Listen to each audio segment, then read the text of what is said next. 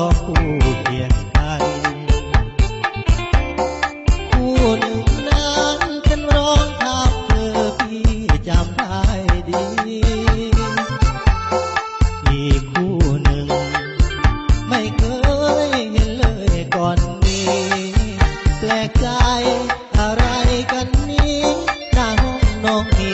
รองเท้าผู้ชายหรือใครกันเล่า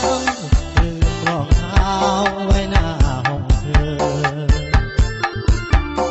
แค่ดูเบอร์ก็รู้ว่าคนสวมหุ่นเท่าใดยินเสียงร้องอย่าจากมาจากภายในแอบฟังจนแน่แก่ใจ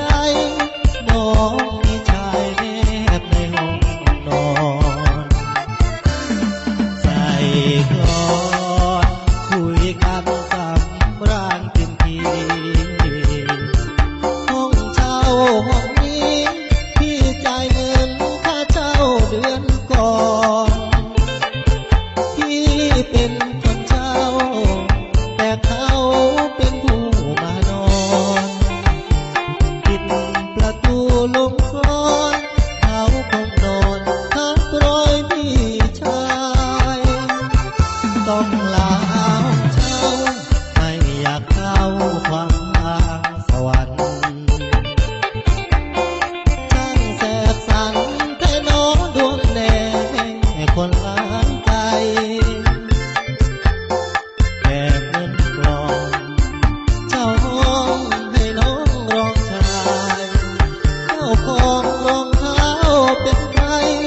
ช่างยามใจพี่ชายเหลือเกิ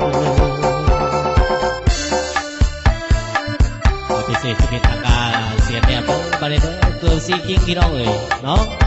อัลฟาพิเศษในอันเสียงผิงนี่โอ้โหถึงใจร้ายกว่าสั่น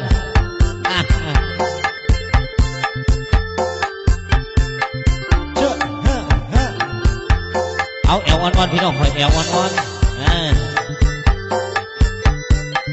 อันผู้ใดแอลพวกอ่อนขอให้เปลี่ยนมันเด้อ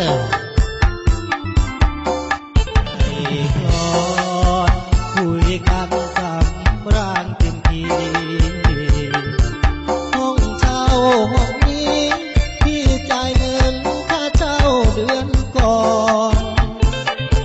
พี่เป็นคนเช่าแต่เขาเป็นผู้มานอน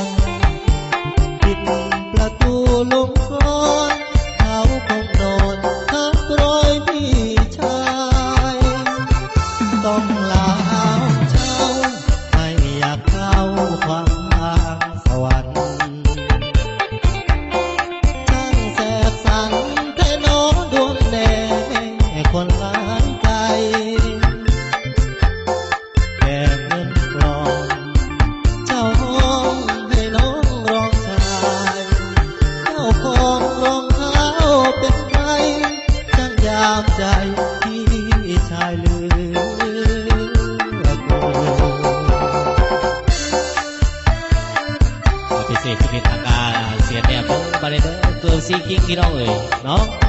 อัลฟาพิเศษในอันเสียงผิงนี่โอ้โหถึงใจร้ายกว่าสั่น